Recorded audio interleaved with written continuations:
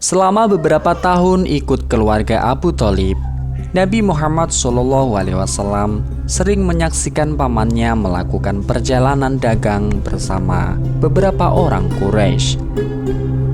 Pagi itu, ketika pamannya sedang mempersiapkan berbagai perbekalan, Nabi Muhammad SAW berdiri di samping ambang pintu. Penampilannya yang selalu rapi, bersih, dan begitu tenang memang seolah mampu memendam berbagai kenangan pahit yang dialaminya. Namun pagi itu, entah mengapa Nabi Muhammad SAW tiba-tiba mencucurkan air matanya.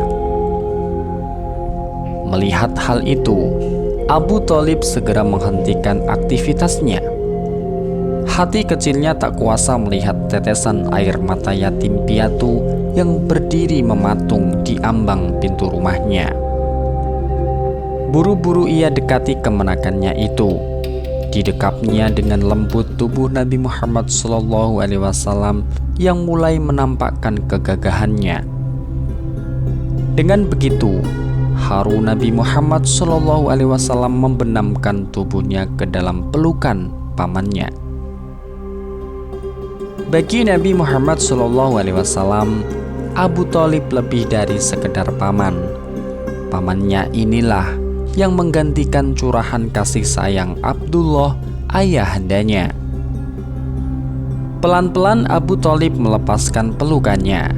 Selama ini ia tidak pernah berniat mengajak Nabi Muhammad SAW melakukan perjalanan jauh, mengingat beratnya medan yang harus ditempuh.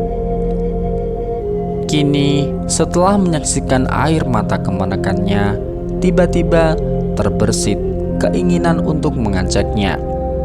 Sambil memegang kedua pundak Nabi Muhammad SAW dan menatap dalam-dalam mata sembabnya, Abu Thalib berbisik lirih, "Demi Allah, aku akan mengajaknya.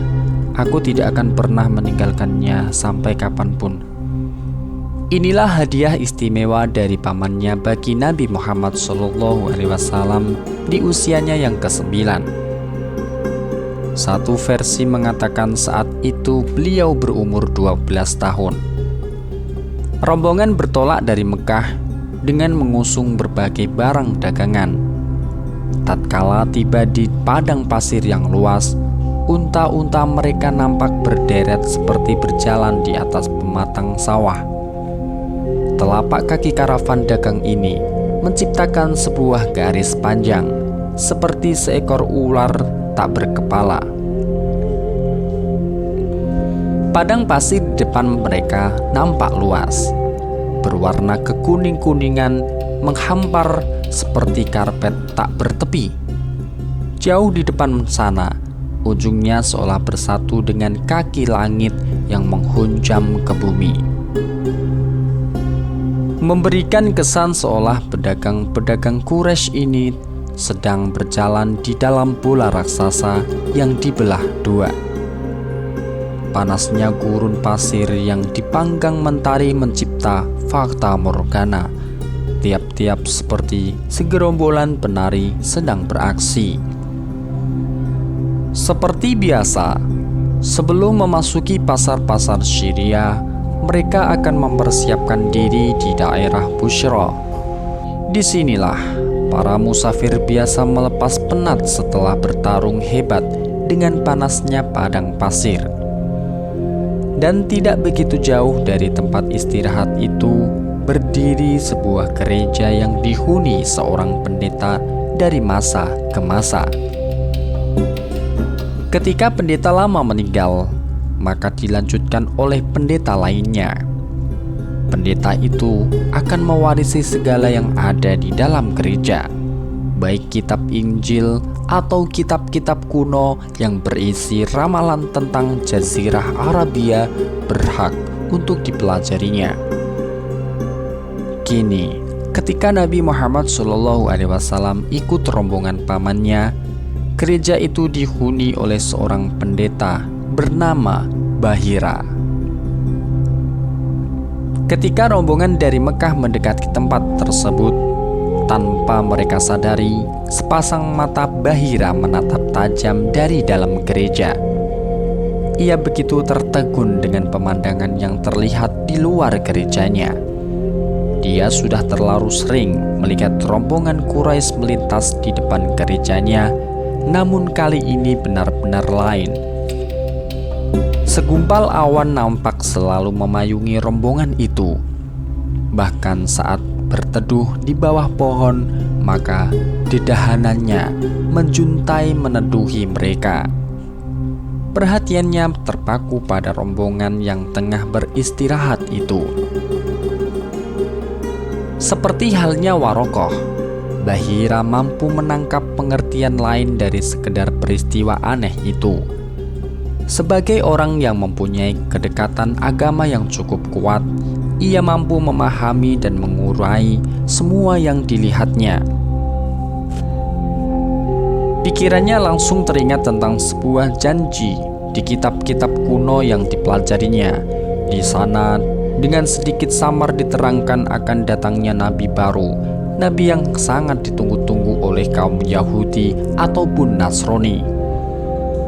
Mungkinkah nabi yang dijanjikan itu akan akhirnya datang juga pada zaman hidupnya? Bahira mencoba mendekati dan mengamati rombongan dagang Quraisy itu. Ketika telah berada di dekat rombongan, Bahira mulai menatap mereka satu persatu. Tak satu pun dari rombongan itu yang tahu maksud kedatangan pendeta ini.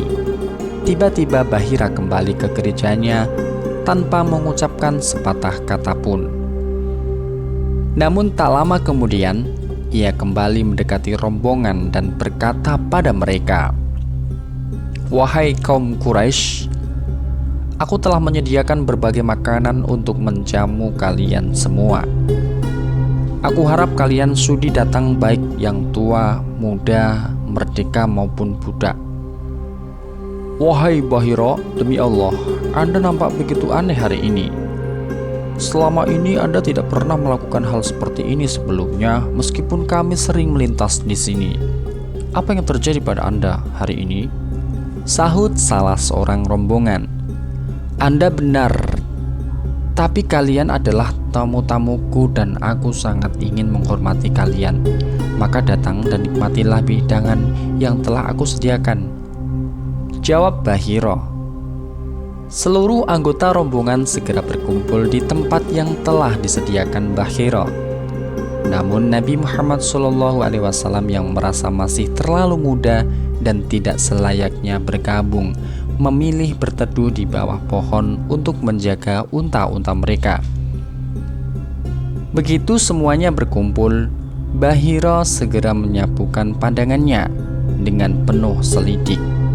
Ia mencari-cari seseorang yang mungkin mempunyai ciri-ciri untuk menjadi nabi yang dijanjikan. Merasa yang dicarinya tidak nampak, pendeta tua itu berkata halus pada para tamunya, "Wahai orang-orang Quraisy, jangan sampai di antara kalian ada yang tertinggal ya untuk menikmati hidanganku.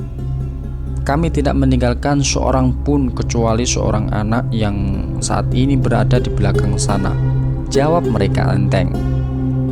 "Janganlah kalian melakukan hal itu. Panggillah kemari, biarkan ia ikut menikmati hidangan ini," sahut Bahira.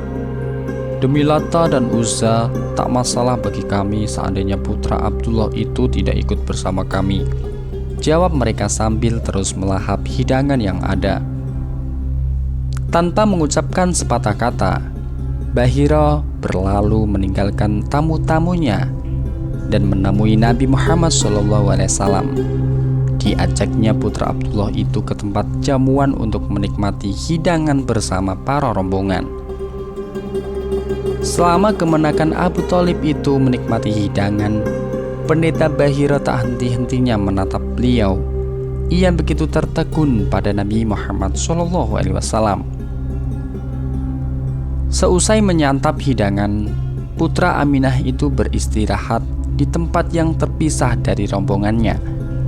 Bahira sangat penasaran dengan Nabi Muhammad SAW. Karena ia tak mampu lagi menahan keingintahuannya, maka didekatilah cucu Abdul Muthalib itu. Mereka kemudian bercakap-cakap, "Wahai pemuda, demi Lata dan Uzza, aku ingin menanyakan sesuatu padamu. Jika berkenan menjawabnya, aku harap engkau sudi menjawabnya. Namun jika tidak berkenan, hal itu tidak menjadi soal bagiku." Bahira memulai percakapan. Nabi Muhammad SAW menjawab, "Janganlah Anda menanyakan apapun padaku dengan mengatasnamakan Lata dan Uzza. Demi Allah, aku paling tidak suka dengan hal itu." Mendengar hal tersebut, Bahira tercengang. Ia lantas meralat kata-katanya, "Demi Allah, aku ingin menanyakan sesuatu padamu, hal-hal yang belum aku ketahui." Bahira kemudian menanyakan berbagai hal yang dianggapnya perlu. Sekali lagi, ia dibuat kagum oleh jawaban-jawaban Nabi Muhammad SAW. Jawaban-jawaban yang diutarakannya mencitrakan bahwa beliaulah Nabi yang ditunggu-tunggu itu. Setelah semua jawaban dijawab dengan sigap oleh Nabi Muhammad SAW, Bahira lantas mohon izin untuk melihat punggung beliau. Benar saja, ternyata di punggung Nabi Muhammad SAW terdapat sebuah tanda yang dalam kitab-kitab kuno diterangkan sebagai stempel kenabian. Betapa gembira hati Bahira. Kini ia benar-benar menemukan Nabi yang dijanjikan. Ia lantas menemui Abu Thalib dan bertanya beberapa hal padanya. "Apa hubungan anak ini denganmu?" tanya Bahira pada Abu Thalib. "Ia adalah anakku," jawab Abu Thalib, mencoba menutupi jati diri Nabi Muhammad SAW. "Tidak mungkin anak ayah ini masih hidup," bantah pendeta tua itu. Abu Thalib kaget dengan pernyataan Bahira dan akhirnya ia berkata jujur, "Anda benar wahai pendeta, ia adalah anak saudaraku." "Apa yang terjadi pada ayahnya?" Bahira bertanya lebih lanjut. "Ayahnya telah meninggal saat ia masih dalam kandungan ibunya." Kali ini Abu Thalib tak lagi menutup-nutupi jati diri kemenakannya. Diakui ataupun tidak, Abu Thalib juga cukup penasaran.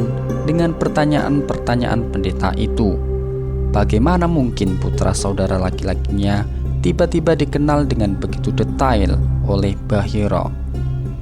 Bukankah ini adalah pertemuan mereka yang pertama? Pertanyaan itu segera buyar karena peringatan yang diutarakan oleh Bahira. "Cepatlah kau ajak pulang anak itu. Lindungi dia dari orang-orang Yahudi. Demi Allah, seandainya orang-orang Yahudi mengetahui hal ini, maka mereka pasti akan menyakitinya. Kemenakanmu ini memiliki keistimewaan yang luar biasa." Bahira mencoba mengingatkan Abu Thalib. Abu Thalib mendengarkan baik-baik pesan itu. Begitu barang-barang dagangan terjual, ia segera mengajak kemenakannya untuk kembali ke Mekah untuk menghindari hal-hal yang tak diinginkan.